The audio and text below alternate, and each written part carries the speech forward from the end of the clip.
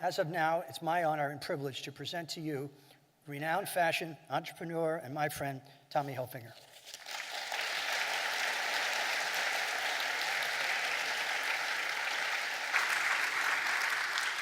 Thank you, Bob. Thank you very much, Bob. I will probably repeat a lot of what Bob has told you already, so bear with me. I have a couple of videos and a slideshow, and I'll just begin by showing you a video sort of outlining the global brand. I started Tommy Hilfiger with a dream. Taking American inspiration and blending it into everything I do. It's an attitude. It's classic. It's American. It's cool. What began in New York in 1985 has become a global phenomenon. It's connected to my love of pop culture, fashion, art, music, and entertainment.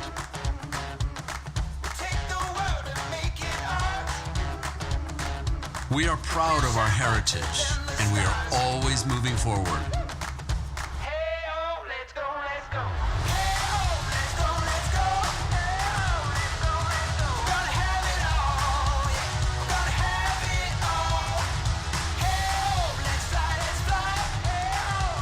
Taking American classics and updating them with a twist.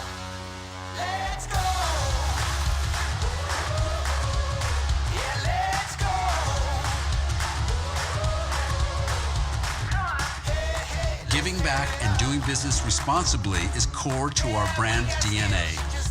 We are committed to a positive future for our planet, the people we work with, and the communities we are a part of. We're taking our twist around the world, growing our global presence everywhere our consumers are.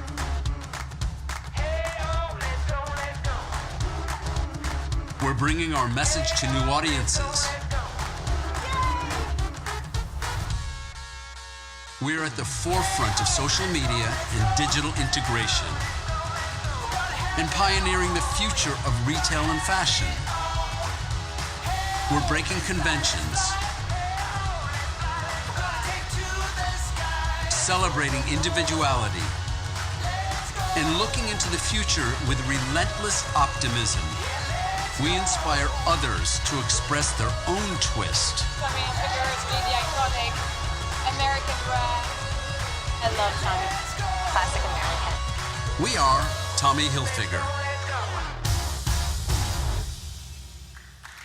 Thank you. Thank you.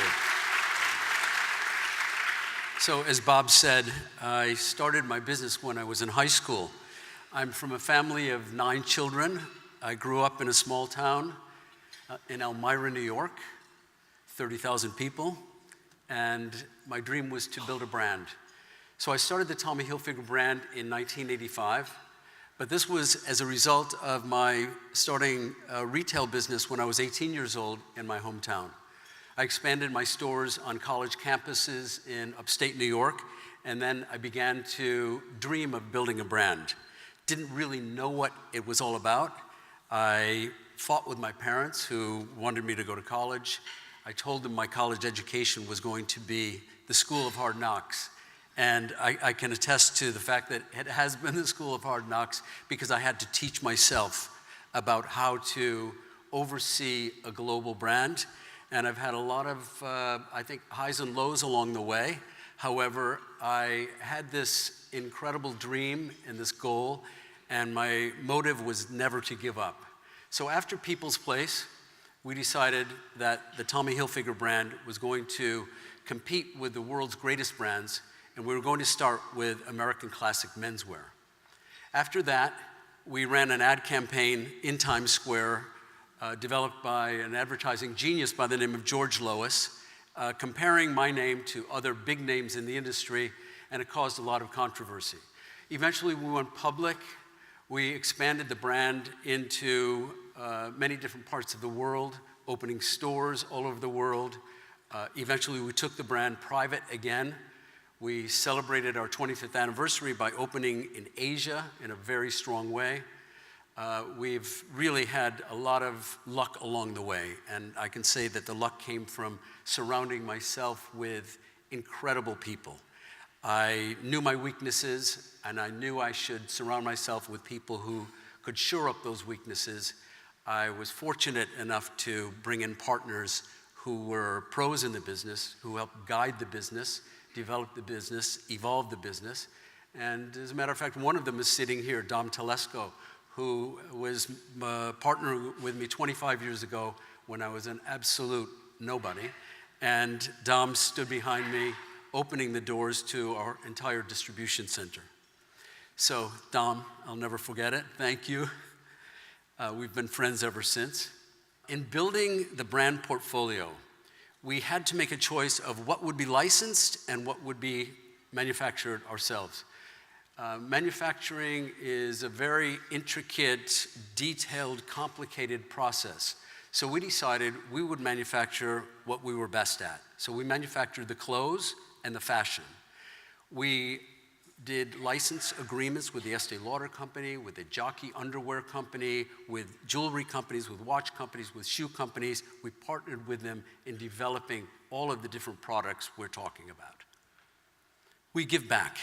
Our company is known to be extremely generous and thoughtful in giving back.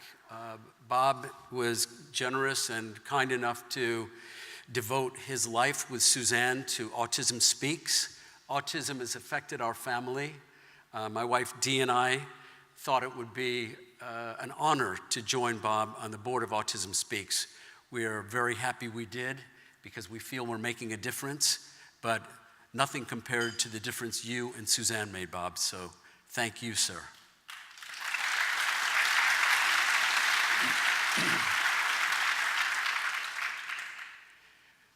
As I said, we've built the brand globally. We're expanding in Asia, where the business is growing 50% year over year. And as you can see, our revenues in America is still the largest. And then in Europe, it continues to grow. And then in Asia, as I said, it continues to grow at even a faster rate. So it is a global brand, but it was an American brand traveling the world. And that was the whole idea, to take the American casual look all over the world. I will bore some of you with the numbers. Some of you may or may not be interested, but we have almost 1,600 stores in the world. When we go out on social media and do an event like a fashion show, we'll have 2.2 billion impressions. And that is what social media brings to us. We've been very disruptive. We've been very advanced in our thinking in reaching the consumer directly, and it is really paying off. So in addition to that, we've found that 9 out of 10 consumers know the brand.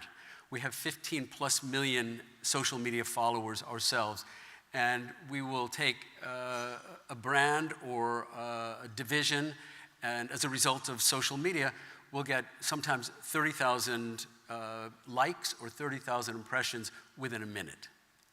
We like sustainability. We really believe sustainability is very important, but it's part of the product innovation. And the product innovation keeps us ahead of the competition. It's evolution, but it's staying ahead of the competition. So our core values are all about giving back, building the global brand, but product innovation, which is key. At the same time, retail innovation. We are now in the process of designing the stores of the future. And the stores of the future will not necessarily have racks and shelves of clothing, but they will have video screens where you walk into a store, you'll touch a screen, you'll pick an outfit, the outfit will be shown on you, you'll touch a button, it will be delivered to your home that day. So it is changing, retail is changing. Wholesale innovation is very interesting. We used to invite people into our showrooms and show them clothing. We would show them swatches, we would show them the different styles. Now we invite them into showrooms and we show them large TV screens, and they are able to look at the entire collections on large digital screens. They can choose their outfits. They can actually see the clothes the way they will look in their stores after they're delivered. So it is changing very rapidly. The e-commerce innovation, as Bob said, e-commerce is our largest store in the world. E-commerce is growing faster than any retail in the world. And I have to say that it was beyond our expectations that e-commerce would take hold the way it has. But it is the future. We'd like to feel that we are leaders in innovation in the entire industry. We have partnered with Facebook, with Snapchat, with Instagram, with social media. We believe that partnering with Silicon Valley and partnering with the tech giants is the way to the future. So as a result of our design and development and our innovation, we do stay a step ahead of the competition. Recently, we did a fashion show in New York City where we had 2.2 billion impressions during the show. We had 14,000 chatbot messages. Now, a chatbot message is very interesting because when you go to Facebook to buy something, a robot will come on and say, "Hello, Mr. Wright. I know your size. I know how much you spend a year. I know what colors you like, what colors you don't like. I know where your wife shops. I know where your children and grandchildren shop. I know your address, and I know what not to show you." So the robot will act as a human being, but they will have big data feeding them anything and everything about you. As I said, we travel the world, so we also go on tours in the world. Very much like a rock concert tour. We go from city to city to city, doing fashion shows, appearances, and we globalize the entire brand as a result of that. We are very connected to people like Hollywood stars, music stars, social media stars. Recently, Gigi Hadid, the #1 model in the world with the largest social media following, teamed up with us to collaborate on designing a line. She reached her fan base, which is about 35 million through her social media, and we had tremendous success worldwide. This is a Gigi Hadid, Tommy Hilfiger fashion show in New York in September, where we created what we call Buy Now, Wear Now, where the customer can look at the runway, click, and buy. I'ma keep on dancing.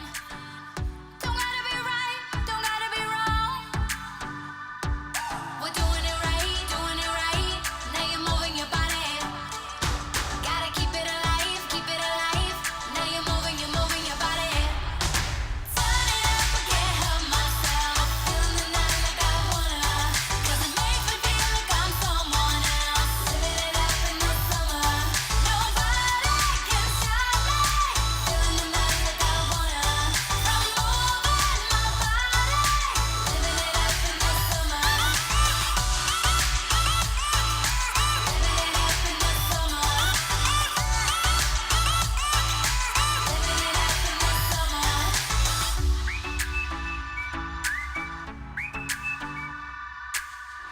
I'd rather be lost and never be found if I could keep on dancing. The stars are bright and the night is young. Living it up in the summer. Living it up in the summer.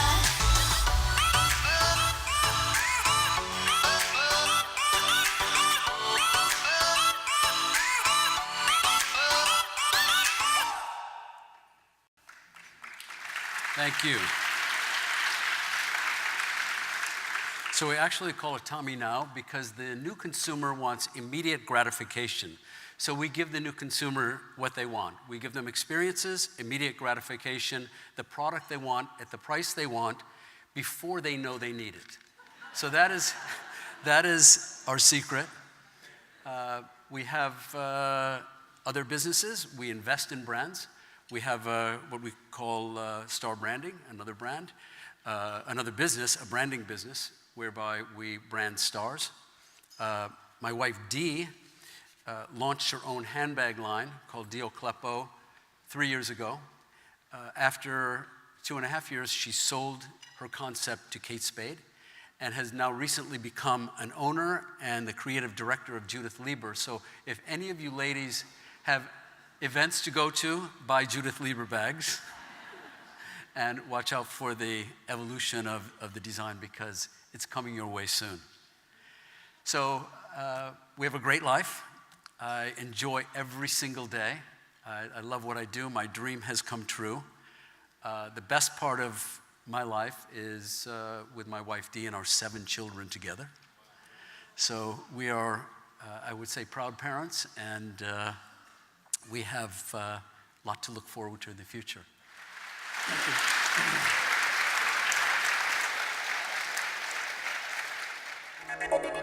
you.